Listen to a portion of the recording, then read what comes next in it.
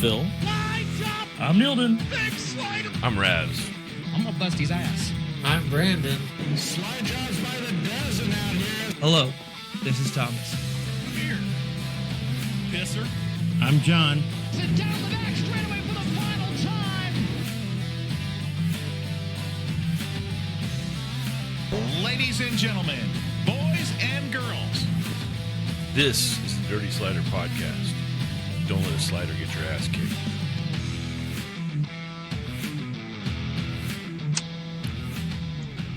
All right, welcome into Dirty Sliders one more time. We're going to get rolling here because our guest is on a schedule. He's got an emergency job he's got to do tonight, so we're going to get going as quick as we can. Guest tonight is Tom Dunkel. I have known the name Tom Dunkel for a long time. We met officially 2 years ago at what he calls the weekend from hell. It was Turkey Night at Ventura Speedway, and he had Brody Roa as a driver, and Brody got hurt, and then his son had the trailer ramp fall down on him, and he got hurt. And then after that, they got back to the hotel, and the e-scooters got stolen out of the back of his truck just to add a little salt on the wound. Damn. Yeah. First off, that was a rough few days. Yeah. So yeah, that's the first time we really talked, and we've kind of become friends since then. He's a good dude. First off, congratulations with Jake Swanson in the win out at Mojave Valley Raceway. Oh, thank you. Yeah, that was how I think everyone wants to start their season, right? Season opener, go out and win the thing. So yeah, that was great. Thank you. So you first off, tell us a little bit about yourself. Who's Tom Dunkel, and how did you get into racing? So I grew up around Paris Auto Speedway. My dad's a mobile mechanic, and the fairgrounds was one of his accounts. So part of his deal with the fairgrounds was we got tickets to the races, and so I just grew up going there every weekend, and I did a little bit of go-karting, and then eventually worked my way into a mini sprint, ran a few mini sprint races, did some stock car stuff. And then, unfortunately, what happens to a lot of people is, run out of money. So, I went into the family trade at that point and, just started, working and chasing my machinery moving deal. And, I got back into racing. I was, 30 years old and went out and bought an old TCR, with a 360 in it and started running at Ventura. And, that's when the bug got me big time. And, it went from that to my wife and I, we got married. We had our daughter. And I decided to get out of the race car for a little while. And we put Joel Rayborn in my TCR. And he ran Young Guns Series at Paris, which was really good. We ended up won a handful of those races, and ended up finishing second in the championship for that deal. And that was, it was nice. Back then we were getting, 15, 18 cars, and, had a pretty decent Young Guns field. So did that, and then I tried to go off-road racing for a little bit, and I tried to fulfill that void, of not driving a sprint car. And there's just, in my opinion, it's so hard to duplicate anything like a non-wing sprint car. So the off-road thing just really didn't do it for me. So I decided to put a new car together, and we built a Maxim and with a shaver 360, it was, a stout 360, and started running Ventura a bunch. And then it I was sponsoring Brody Roa for several years, not a whole lot, but just, something here and there, a tire or, some fuel or whatever, and just kind of staying in the game and keeping my contacts up and staying around the racetrack. And it, evolved into a deal, back in 2023, we were able to partner up and run for a USAC title. And we did that. And that was great, won a bunch of races, and that was in 23. And then 2024 is when things really really got moving. I mean, I think we put 4 cars together. We ran most of the season with 3 cars at the racetrack every weekend, handful of times 4. Teamed up with Jimmy May on some wing car stuff, and and the season turned out well. We ended up finishing 3rd in the championship. Got a handful of wins with several different drivers, and and pretty much it set a pretty good tone. I mean, we would like for some things to have been different. We were either fast or bad luck, and so this year we're kind of hoping to turn that around, and that's pretty much I'd say the quick version of how we've got from the start to where we're at now. So you got Jake in the CRA car, and you got Hunter Schoenberg in the World Outlaws car. And then you have your own sprint car and your own midget. How many other cars you got? Yeah, so we got Austin Williams running a USAC CRA car. We got Jake Swanson on a part-time schedule in one of the 17 cars.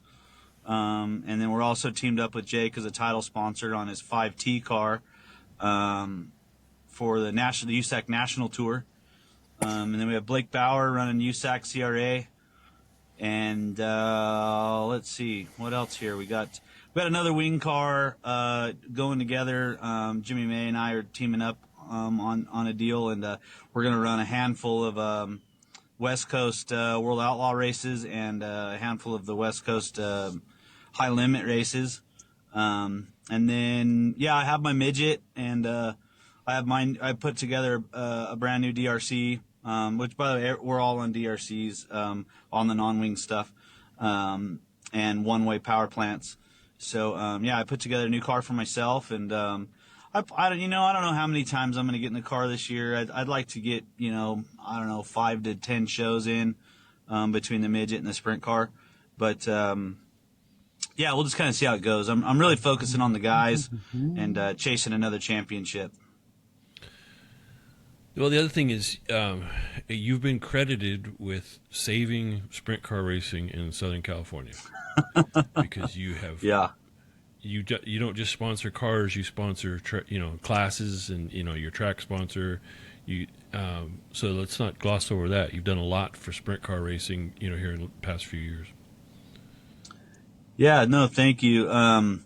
It's we're able to get a deal going with the USCS series last year. The West Coast USAC West Coast 360 series just went away, and at the time I had a fleet of 360s. I had like 4 360s, and I was kind of like, well, shoot, what am I going to do with my 360s? I really believe in the 360s being like a good feeder class to what some people call the main series, the 410, the big show, the main stage, whatever. And I thought it was important to keep the 360 thing going, and we were able to figure out how to create a rule book that allowed you to run a 410 with the 360s. You just had to run a restrictor. Kind of really helped level the playing field out. A guy can come out with an old Dash 12 and actually hang. He just doesn't go to a big CRA show, let's say Paris, and whereas his old Dash 12 just doesn't hang. I mean, your premium engines now are 980, 1,000 horsepower. You got a guy with a Dash 12 making 730. You got to have it. Unfortunately, some nights when it's hooked up, doesn't have a shot. So it was important for us to kind of give those guys a stage. Maybe some of the guys with less of a budget. To really be able to come out and run and help the car counts and stuff. So I was really glad to be a part of that. Helping kind of set the foundation and give my 2 cents on, rule packages and different things. So, I signed up for the first year, kind of help with proof of concept. It was kind of hard. Nobody wanted to put up any money. There, some new series, new race director. And it was tough. It was really tough to do. So, I signed up for the first year and helped, put up some money and help with proof of concept. And, so here we are. Melissa Perkins is running the deal again this year. And, she's got a lot of people that want to help, and they saw what a great turnout it was last year. Everybody loved the series, loved how things were ran. Of course, you're going to get a hiccup here or there. It was, some people are a little bit critical, but at the end of the day, we provided a great series and a great, a platform for guys to come and run their 360s, run their older 410s, run a new 410, right? It didn't really matter, but it created another outlet for people to go race, and that was the whole idea. So I know she's got a great calendar put together this year. They're going to do a bunch of traveling and stuff. So it looks pretty good. That deal's going to keep rolling. So yeah, pretty stoked to be a part of the start of all of that. Well, you were a big part of it. Without you, I don't think it would have the legs that it has right now. Thank you. And before I throw it to the other guys, I want to mention one more thing. Yeah. You won't say anything, but I know you have quietly behind the scenes helped out Chase Johnson a bunch, and I want to thank you for that and acknowledge that, because I know you're not going to go for the credit yourself. You're too humble. Well, thank you. Yeah, no, I mean Chase is one of us, right? And Chase drove our car this year, and it was actually, I think it was just maybe a week before his accident, the weekend before, and great guy. I can't take too much credit there. Sometimes we got to step up, and when we're in a spot to do so, I think that's what the good Lord puts us in these positions for. Sometimes is if we can help, we will. I'm going to throw it out to the rest of the guys right now. You guys got anything for Tom? Well, I mean, it seems like a star-studded lineup of CRA guys that you keep throwing in these cars. Brody Roa, Jake Swanson. Like, you've got some heavy hitters, so it's like obviously you've got the equipment to do it, right? But what's the feeling like as a car owner? I know I raced the pure stock back there, but I also put somebody in the car, and it's a different feeling, like being in the car winning a race, but watching your equipment win races. How does that feel? You know what? It's honestly, gassing them up's fun. Getting in the car and passing guys, and I've had some decent runs myself. Won a race last year and a bunch of podiums and stuff. So that's great. But something about seeing your cars on the racetrack, there's just not much of a better feeling, being a, pretty humble kid, not no silver spoon by any means. And to be able to go from sitting in the grandstands, just on a hope and a prayer. And, I used to go down to into the pits after the races, and I'd sit in Gaunt's car, sit in Ripper's car, take pictures with those guys, and to go from that to fielding top-notch national quality stuff, and there's not, I don't know, man, there's just not much a cooler feeling than watching your cars go around, and especially when they go 1-2 or 1-2-3 or anything like that. It's just it's pretty cool. It is absolutely one of the best feelings, I enjoy it. 100%, because like I said, watching my car go around, it's like we didn't even win, but it was just as more of a different thrill of excitement, watching that go down. So yeah, absolutely. No, it's I think it's a different kind of feeling, Again, like driving them's cool, but I think providing opportunities, for these guys to highlight their talents is really what it's about.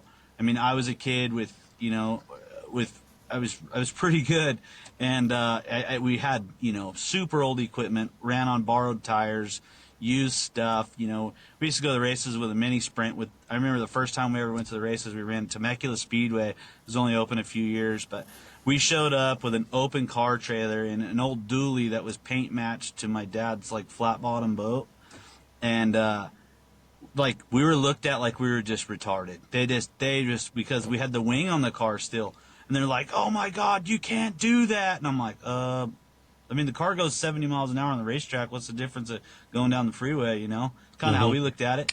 But it's I don't know. It's pretty cool to go from that to what we're doing now. I mean, it's pretty amazing.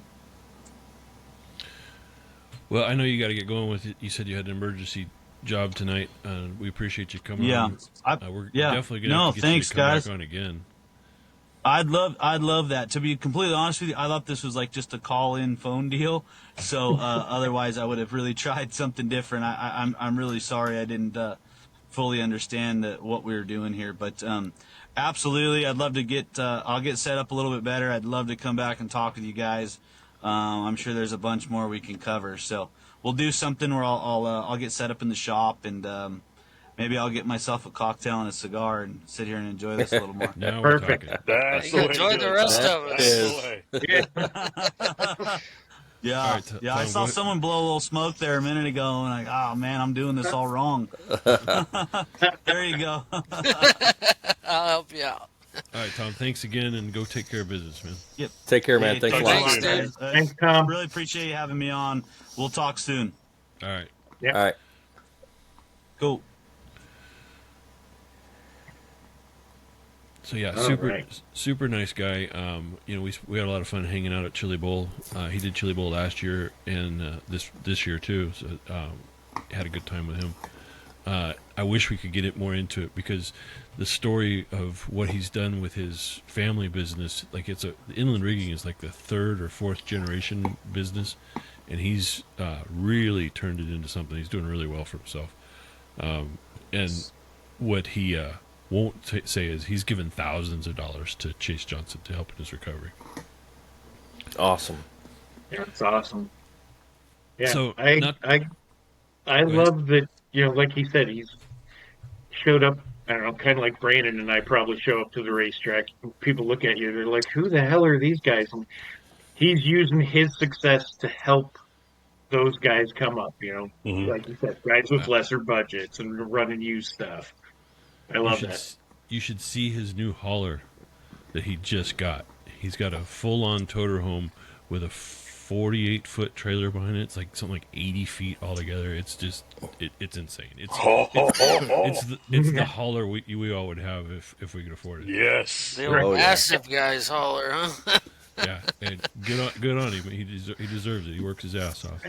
But it's Not like you said, he's on a call right now. That's why it's all dark on his video. Yeah, he was in his truck. It's 7:30 at night. Yeah. Yeah, but he's got inland rigging. It's Dunkel Farms. And I think there's another business he's involved with. But yeah, the guy, super nice guy, and he and Christy, his wife, were super. At Chili Bowl, they took care of all of us. They kept us fed. They kept us watered. Did an awesome job. Outstanding guy. Yeah. So Did they bring you oil fire? No, I brought them oil fire. Speaking of, do you need a shipping label? I told you where to get it. No. It's not as good if you have to buy it yourself. Oh, It doesn't taste the same. Oh, so I need to buy it out of my pocket and send it to you. Yeah. Okay. I don't see a problem with that. I see how that works. I was covering shipping. So, not dirt related, but I thought this would be an interesting topic and we could have a good discussion about it. Cleetus McFarland. Does NASCAR need Yeehaw, Cleetus? buddy. His NASCAR, PR. Does NASCAR need Cleetus McFarland, or does Cleetus McFarland need NASCAR? I Cleetus think does not need NASCAR him. needs Cleetus. NASCAR needs Cleetus because NASCAR sucks. Yeah, I how many said it, and times I'm going you to stand behind it. Well, my deal is how many times you go to change the direction of racing to the checkered or throwing a caution into, in turn 3, coming to the checkered 3 No. wide for the lead. Like, what the hell? Not even that. When's the last time you saw any ARCA race coverage without Cleetus in it? I mean, the coverage is on, but an interview after an ARCA race, no, it's done. His interview was off the hook. Yeah, Hey, that interview was solid, boys. yeah. Yeah, The ARCA race is just so you buy more beer before the real race, right? Should have zigged when I zagged, and I was hot dogging into turn 1. That dude's a solid. Next, I know. I mean, it's that first second. That was the Rod. best race car driver ever. Yeah, he's a showman for sure. And if you're not familiar, to our viewers, Cleetus McFarland is probably the premier automotive motorsports YouTuber there is. He's got 4 million followers. He's always doing something stupid. He He's No one doing say cool shit with his stupid. buddies, though. I mean, damn, buying all those Crown Vics for his buddies to go tear shit up. Like, how cool is that? Well, yeah. Well, What was the are last they- one? 76 Ultimas at the same time on the Freedom Factory? yeah. Are they buying another track? He He's just bought- 50% owner of the drag strip now. Yeah, he just bought half the drag strip. Nice. That's literally the same piece of property. Yeah.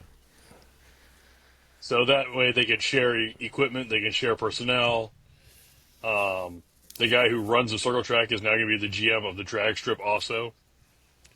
Yeah, I kind of got the impression he was doing Victor, the other partner, a favor. I think Victor got in a little bit of jam. Basically, I think Victor was just hard up. Yeah. But the thing is the ARCA race, the viewership of the ARCA race was more than the Craftsman truck race. When's the last time you saw that? Exactly. Was it more or even? No, it was just slightly more than the truck race. It was almost even with the Xfinity race. That's what it was. I knew one it was real close to. But I mean, when's the last time you saw ARCA coverage? His in-car video on the NASCAR YouTube page was streaming 75,000 live Right. on an ARCA race. Yeah. ARCA doesn't And get 75,000 people to watch, period. And didn't he get in trouble for that? No, No. What he got in trouble for was videoing while he was at the practice session. Because he obviously makes his money with YouTube, so he had a visor cam in his helmet.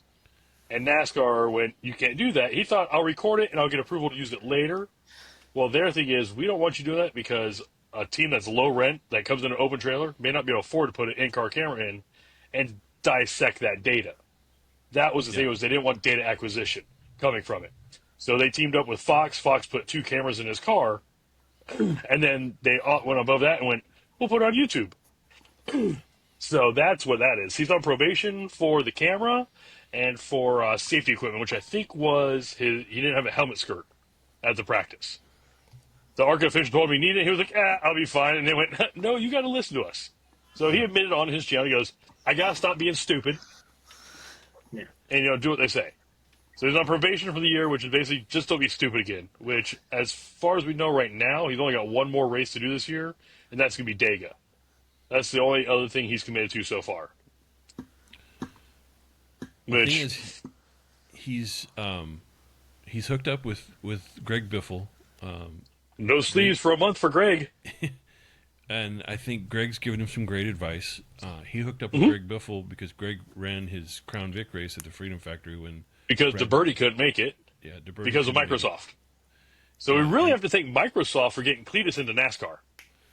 And then Biffle and Cleetus did the helicopter support of the flood victims in North Carolina. So Cleetus and Biffle have kind of become friends.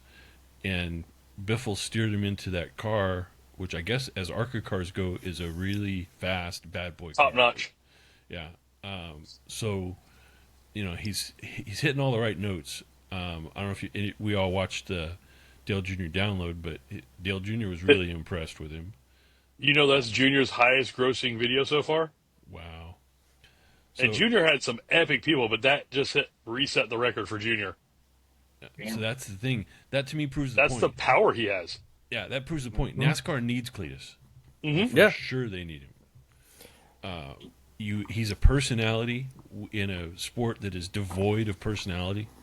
I mean, the biggest personality you got in NASCAR right now might be Carson Hocevar, maybe Kyle Busch. Hey, maybe Bubba. The number 77, Carson Hocevar.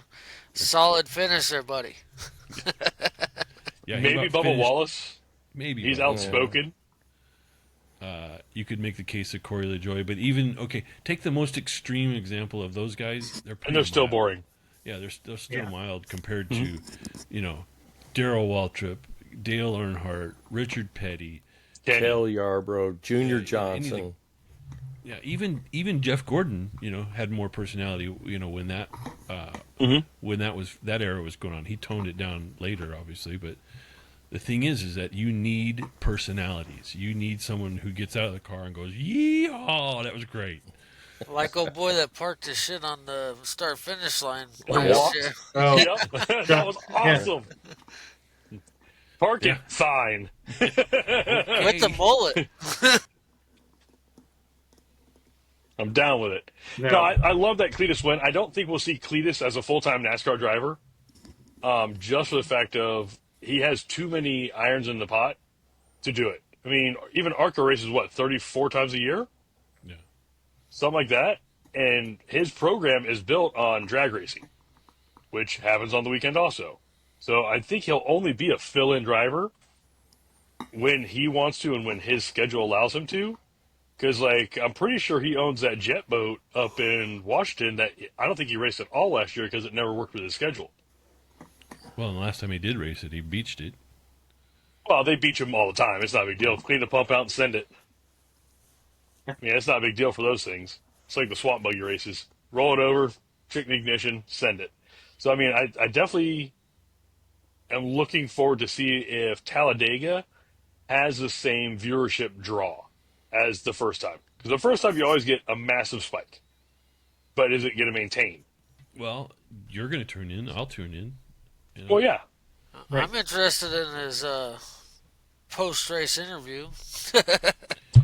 I guarantee you, it doesn't matter where he finishes, they will find him for an interview. 100%. Oh, yeah, for sure. And hear me out. How about a Cleetus McFarland as a pit reporter? Oh, damn. Again, I don't think it would work. Not because of the personality, just because of his scheduling. Well, if I he think could even that's the just come biggest in as a problem. part-time, if he could come in as part-time, come in even as at a race part-timer. he's racing, Right. he would put a lot of the pit road reporters to shame. Very possible. I mean, I love the fact that Fox called him up into the booth. That tells you right there, they were like, holy crap. This I guy want is to put the guy something. up there with the spotters on the top deck and let him go walk around and talk to the spotters. Yeah, maybe he could talk to Cole Custer's spotter and explain to him Tell him which car he's supposed to follow. which car he's supposed to spot. Hey, in his defense, there's a lot of cars. It's a long ways away from where he was. I've been to Daytona, and it's a stretch, even from where they're standing, to see the cars. Well, and Custer's and Byron's paint job were very similar. Yeah. But Yeah, but when you're calling your dude to the wind and fucking you're hosed up, that's a bad look. It's a bad look, but I mean, hey, he's a man. He owned his shit right off the stop. He goes, oh, my bad. Keep coming, I keep wasn't coming, watching keep you. coming. You're long ways back. We're wrecked. hey, Oh, they're, shit. We're in it. they're wrecking behind you. No, that's me wrecking No, behind no, you. I'm wrecking. Did you guys hear about all the people that were getting on NASCAR's radio and other team radios? As Well, far I as saw a civilians, little about basically? that today. I didn't read anything, but I saw a snippet on that. Yeah. So currently, all NASCAR radio stations are not secured. So the question is, are they going to start closing them off to where you can't listen to them? I don't know how you, because Yeah. that's a big sell for them, is to to sell those scanners and everything. Hell, I've got one. It's that's part of the NASCAR experience. But I think what you could do is do that scanner into like a server, and then out to the airwaves, and that way you can't talk back. You know what I'm saying? You could take the secure if you secure the channel, have the secure channel go to a server, and then go out to a public frequency, or not even a server, maybe a radio repeater. I mean, there's ways for them to seal them up. But they're going to have to. They're going to have to, because there's instances where fans have got on and talked shit to the driver and the spotter in the middle of the Oh race. yeah, they're talking shit to the series director or the competition director on Sunday. Don't fuck him out of another win. Don't you fuck Kyle. I mean, I'm happy Kyle Busch started to find a little speed, but god dang, does the dude have bad luck. I was feeling bad for him at the end of last season. Not that I like him. Still don't like him. Let's not get it twisted. But I was feeling bad for the guy. Well, I mean, that's kind of the deal. It's like you're either a Rowdy fan or you're not. I'm not necessarily on his bus of being a Rowdy fan, but obviously, since he's not been really competitive, these first two races, seeing him competitive is good because he brings a little excitement. Obviously, he was kind of toned down, and now he's actually back into his, go tell the 77 I'm gonna fucking knock his teeth out or whatever the fuck you want to say. I mean, that's what we're looking for out of Rowdy. I'm looking for that excitement. Since he's went to Childress, I've toned down my haterade on Kyle Busch quite a bit because I think he realizes that persona that he had his whole career didn't work, and he had to change it. Well, it works when you're fast. Well, Ask Bobby Pierce. I think he realized that everyone was telling him, "Oh, that's great. People love it. NASCAR loves it. You should do that more often. Be the bad boy. Be the heel. Be the villain." But then when it comes time to get sponsors, they go, "I don't know, man. You're kind of radioactive." Well, on the other side of it is when you're running up front and you're a top competitor every week and you're drawing viewership in, you can be an asshole. When you're running in the back and you're wrecking every week and you're not doing well, I mean, look what happened to Kurt Busch. When Kurt Busch was running good, people tolerated his shenanigans. When he started running bad with Penske, they stopped tolerating his shenanigans. They didn't put up with this shit anymore. And he learned real quick, you won't be a NASCAR driver. Well, I think that was Carson Host for this week. Everybody's so used to seeing that guy run out back when he was actually had his nose in the pot. It was like, all right, wait a minute. We can run you out of the way when we're, getting by you, but don't you dare put a bumper to us when you're up here with us now. Right. Right. And dirt-related news. Anybody got dirt-related news? I got some World of Outlaws late model stuff. Corona Open practice Saturday. Verona Speedway Open Corona practice Open Saturday. practice Saturday. Speaking of Verona, they just recently made a change at race director, and Mark Rose is out. And I know he listens, so Mark Rose, if you want to come on here and talk about your experience as race director and what it's like to be a race director, reach out to us. We will do it. Absolutely. Get an inside view of what it's like being a race director. And get some perspective. The same offer goes out to the new race director. We know who he is. I don't know if it's been officially announced yet. I don't know who it is. But he knows who he is, and if he wants to come on here, all he's got to do is reach out to us, and we'll be happy to put him on here. I don't know. Yep. You got some insight And that goes for any other track. Yeah. That's any other track, too. I may have some inside information, but I'm not going to say the man's name. He knows who he is. Are you sure it's a man? Yes, Yeah. I'm 100% sure it's a man. It could be. I mean, it depends on what he identifies as. He identifies or as they identify. They identify They, as. they identify. Them identify as race director.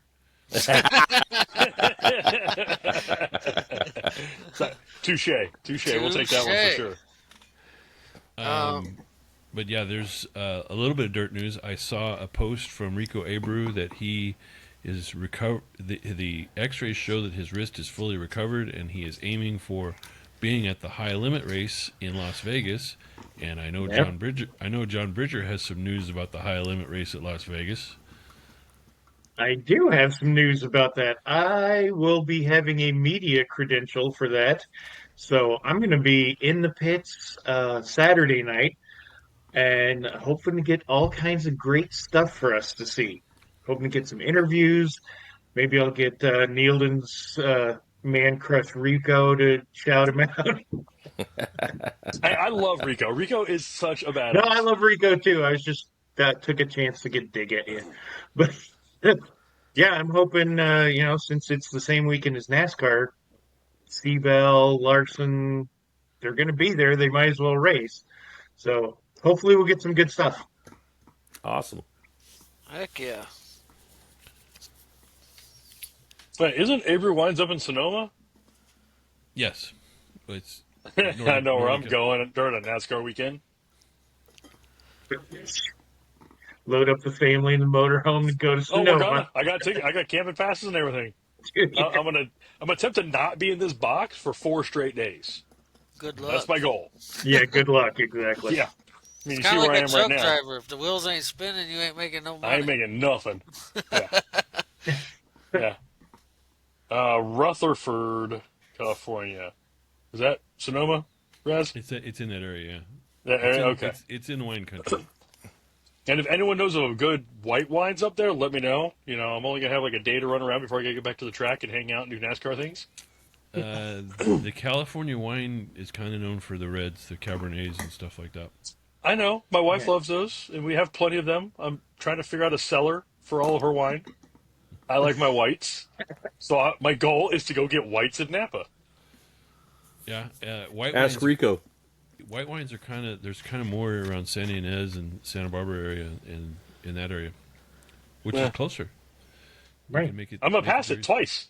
Yeah. Get some on the way up, and if you like it, get it on the way back. So go by Eberly and Paso Robles, because that is the woodland wine. You'll text that to me on the outside so I can write it Oh, so funny story about that. When I lived in Mammoth, when I was a wee kid, Gary Everly had his house right next door to ours. Nice. So my parents had very many cases of very fine wine. So tell us your parents were alcoholics without telling us your parents were alcoholics. No, I'm I kidding. just did. So is that EB? Let me see. Eberly? Eberle. So they're Post-it notes. The Woodlands are partners with him in that winery in Paso Robles.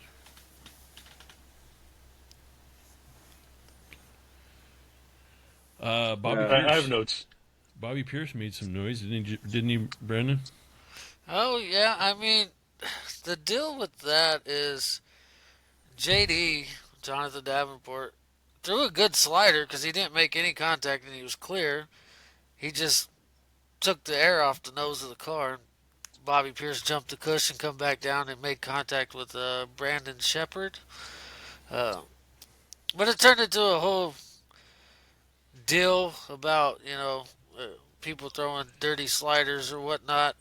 And then some fans, said, Bobby Pierce can sure enough tear some stuff up on his way to the front. But then when somebody, actually throws a clean slider across the nose and just takes the air off of it, he makes a big deal about it. Yeah, I saw it. I watched it earlier today. It was a clean slider, and then Bobby Pierce overreacted. There was a bit of a war on, it was either X or Instagram between. I think it was X. Him and Davenport and some other people. Some shit was talked. What? Racers talking shit? No, say it isn't so. I mean, but if you really look at the points for the World of Outlaw late models, Cooney Motorsports is running an Infinity chassis by Wells Motorsports, and they're leading right now the World of Outlaw late models, right? And that's Infinity chassis, not necessarily, your Longhorn or all these other chassis that everybody's running, Rocket. Wells Motorsports and Infinity chassis isn't a very big operation, but he's leading points over Ricky Thornton Jr. And then Bobby Pierce is third, but that's only a 6-point gap between first and third. It's only like three features, isn't it? Something like that they've done so far. They had 5. I think it's 5. Yeah, 5 starts so far. So yeah, they got that's there's a long way to go before that championship gets decided. But only 6 points difference. That's gonna be a good battle throughout the year. Yeah. What you got, Phil? Well, I was paying attention a little bit to some of the rumor mill going on, and I don't know if you guys had heard, and I don't think we've talked about it on here, but there's a series that's talking about doing an LS late model series, running fuel-injected LS motors in late models. Now, it's just talking about it now, but what's your guys' take on that? I'll say Ron Leslie run at Verona Speedway in his pro stock, and he had an LS motor. That thing got around there pretty dang good. Once he got it figured out, it did, yeah. Yeah, Dave Arcee who built Ron Leslie's motor, has been an advocate of this for a long time in asphalt racing, and I think it's a great idea.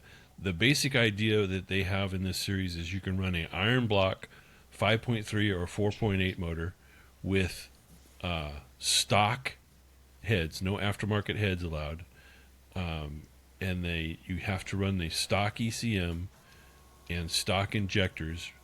But you can run, I think you can run E85, I'm not sure. And they hand out the computers at the beginning of the race night.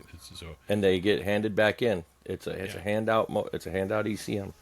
And from what I was reading, they were tuned to something like 750 horsepower or something like that. It was like that was a number. It was like in the 700 range for sure, is what I read about it. Yeah, but I got to tell you, you have to run a plastic truck intake. So basically, it's a stock LS. Yeah, you can build it. You can put crank rods and pistons in it, to keep it alive. But those items aren't going to give you any more horsepower by themselves. Really, that's just going to build reliability. Well, I mean, when you're talking a stock LS making 700 horse. Yeah, easy. That motor can easily do that. Yeah, and that's exactly it. And I got to tell you, I'm a carburetor guy. You guys all know it. I'm a carburetor guy. I know I worked on carburetors and stuff like that. Carburetors this is gonna be controversial for all the 10 people that pay attention to the show, but carburetors are a thing of the past. Carburetors had their time. It's time for them to go away. We need to step up. We need to get into the modern technology. It's going to get more of the kids that like the computerized stuff, that are dealing with computerized cars and all that stuff. They're going to enjoy it because you don't have guys anymore that can tune a carburetor. But you got these kids that can put a laptop up and next thing you know, they've got it running well. Well, and carburetors for the super late models and the modifieds have gotten insane. They're putting $2,000 carburetors on those. I would say I saw one for sale used for $1,800, and I was like, Jesus. Yeah, and for that you could put a piece of fuel. You could put a Holley Terminator system on for that easily. And I think for my purposes, I think that would be a better way to go than the stock ECMs. Neilton probably has an opinion on this because the thing is you don't have to change the ECM. You just load the same tune into everybody's car, and then you can go in and check that tune at the end of the night to see if anybody messed with it. Yeah. I'd say more go into a stock style than a Holley. They could both be written onto, but the Holley has more it can do than the stock. Yeah, but the thing the Holley has is the standalone wiring harness, which I think is a good way to go. Well, you can still do a standalone harness with a battery. I mean, it's a cut down harness. Yeah. There's the inputs you need. There's the inputs you don't need. You're not worried about a check engine light coming on. I mean, I like the Holley, but I think a Holley is too easy to fuck with. Yeah. But what they're talking about, you can have a car on the track for $10,000. Yeah, I'm in. I seriously, if that were the case, I would have a late model. If anyone within driving distance to me was running that class, I'd be in. Because we need cheap classes again. Well, dwarf cars are now $30,000. Mm-hmm. Well, a super late model engine is, no kidding, $80,000-$90,000. Jesus, that's insane. I saw a post where a guy had his dirt late model Hemi engine with a billet block. Mm-hmm. It was a 360 cubic inch Hemi in a dirt late model. And Hemi and Mopar is not cheap to build. No, at any level. A billet anything is not cheap to build. A Chevy GM arguably is one of the least expensive platforms to build, dollars to horsepower. Mm-hmm. Then Ford is significantly more, but I was always told that Mopar was just astronomical. Then add the billet into it, and you just said a $90,000 late model motor. That Hemi late model motor has to be over $100,000 Probably. just because it's Mopar. But you could under those LS rules, you could literally go into a junkyard, pick up an LS motor for $1,000, put crank rods and pistons in it. I think they have a spec cam that you have to run. If not, they should make everybody run. They should make everybody run the same cam.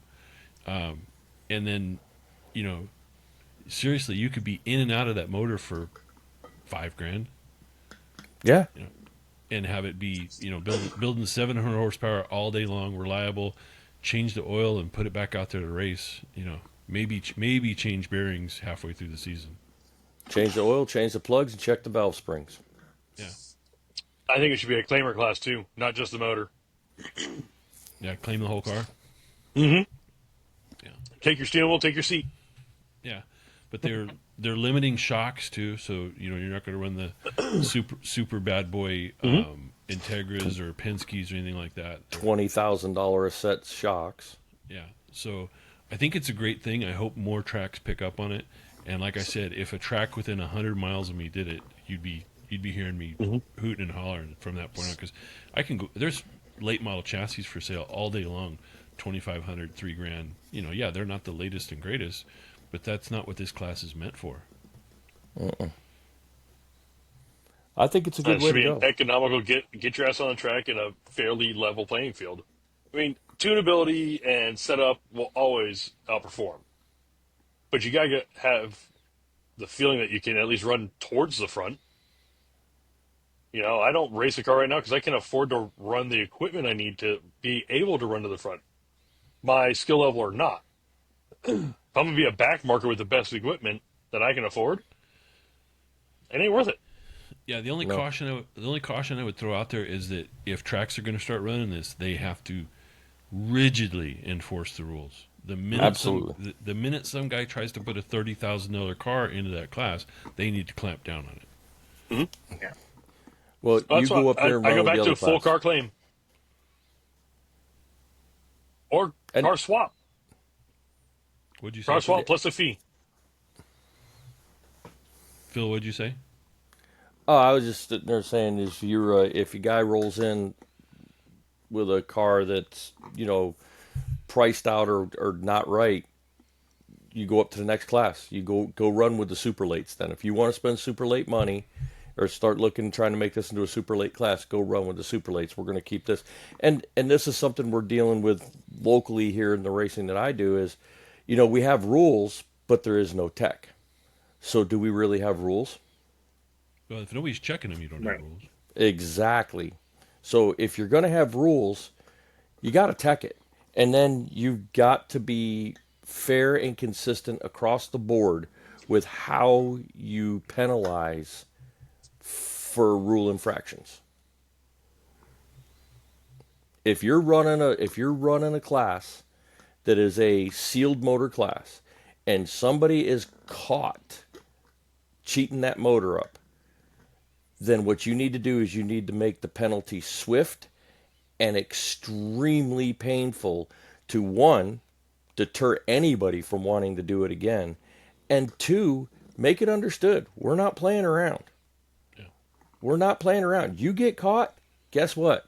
You're done. And that's it. Yeah, I really hope it catches on. And then I think dirt motorsports in general, basically talking about late models and modifieds, they need to be switching over towards EFI. Absolutely. At all levels. The knowledge base is just gone for tuning carburetors. Well, like I said, everybody's got these cheated up, I won't say cheated up, super trick carburetors that are purpose built just for what they're doing. And they're stupid expensive. Mm-hmm. You literally could build an EFI system cheaper than you could buy these carburetors new. Yeah. And like I said, if you, at your super late model, the unlimited class, okay, you run the Holly Terminator, you can run any size injector you want. The only restriction would be on your make the throttle body size, a specific size. Say you can only run like a 76 millimeter throttle body or something like that. Yeah. And then make everybody run the same throttle body, which is easy enough to do. You could you could spec out a Motion Raceworks throttle body or any of them, and this is the throttle body and the part number you have to run untouched. Yeah. And there's your restrictor. Right. And there's your limiter. And then with that late model series they're talking about, if they're running a quote unquote stock motor, now you're running pump gas. Yeah, I think they said they were tuning them to 93 octane. Yeah, you're running pump gas. So instead of spending $8 a gallon, $10 a gallon for race fuel, now you're in the $4 a gallon. Let's say, I don't know. I mean, here 93 is like $2.98 or $3.03 a gallon. So it's going to lower the expense for the team. Spec tire, spec shock, as Neilden said, and a claim the whole car. I mean, claiming the whole car is kind of hard, but claim the whole car. Claims, make it a claimer where here's the money. Give me your shit. Here's my car. Here's the money, and here's your car. Yeah, make it a $2,500 and you swap cars. So yeah, if that's take your seat, your belt, your wheel. Yeah. And then I would make them run the same tires as the super late models, and the crate late models, because now you can get guys to get used tires from those teams to save you more money. Yeah. Right. Yeah, I like it. I say send it, give it a shot. I think even if it's a failure, the people and the more or less low investment isn't going to be drastic. Right. It's not like you build a $50,000 car and the class is gone. Or, well, think about this financially. As Raz sat there and said, a $90,000 race motor, you go out there hot laps on a fresh motor, and you toss a rod through the block, that could financially end a team's season. Mm-hmm. They could be done. That motor was supposed to last them so many races, and they're done now. Whereas that happens with what we're talking about, you're out $5,000. If that, because if you don't hurt the heads, you're even less. Yeah, exactly. I mean, it makes sense. I mean, everybody's talking about how much it costs to race. It costs the same amount to race now as it did back in the 30s. Every penny you got. Mm-hmm. But for the guy that doesn't have a lot of pennies, that makes a class like that makes sense. Mm-hmm. That'd be a class I'd entertain looking at. $10,000 to build a car? Shit, that's doable. John, you're having a motor built for your pure stock, aren't you? I have had a motor built for my pure stock. Yes. I've had a couple motors built for my pure stock, huh, Richard? How much you in your motor? Yeah. How much you in your motor for your pure stock? Roughly. 4,000. That won't get you in trouble with the wife. 4,000, 4,500. Trust me. 4,000, 4,500 for a motor that runs on antiquated technology. Well, and how often have we seen the super late models blow a motor and the thing starts running on its own oil? It starts dieseling and it's a runaway in the pits. They just had a huge thing about that on YouTube. Yeah, and the thing is with the EFI setup, that won't happen. Right. It's just a thought, guys. I mean, it's a thought. Is. I like the idea.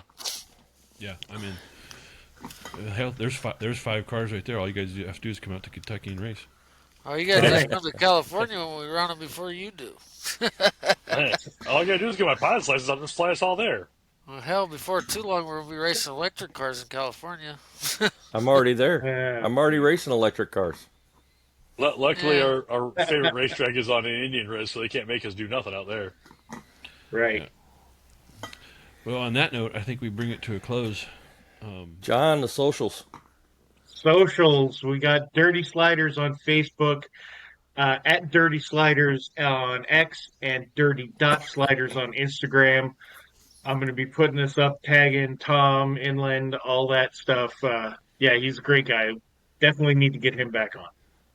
And be looking forward Oh. to some shorts on Be YouTube when it looking comes to forward high to- limit racing in Vegas. Yes, that is a couple weeks away, but yes. We'll That and tease then that when it gets closer. XR equipment, they have their monkey bars are available for order now for the sprint car seats, the late model seats. Yeah, I threw that Those on are our available Facebook, now. so yeah. Yeah. Yeah, get there. Yeah, maybe if Tom goes out, if he's hooking up with working with Jimmy May in Vegas, we'll hook up and get some good stuff going. I'd say it's probably a pretty good chance that's going to happen. Yeah. Then yeah, I will definitely hook up with him out there. We'll talk. Might catch up with Hunter Sherman Right. if he's going to get a ride out there. Yeah, who knows? Hunter's running World Outlaws. I don't think he's running High Limit. Well, I mean, that's to each their own on that deal. I mean, is World of Outlaws still limiting the amount of races you can run another series? Yes, sir. Well, that ain't worth a damn, in my opinion. All right. Well, good night, everybody. Great show. Night, Thank guys. you for All right. listening. See ya. See you guys. Appreciate all y'all. Thank Yeah. you to 10 of you. Like, comment, subscribe, all Ring those the things. bell. Yeah, the whole deal. Yeah, ring the bell, all that.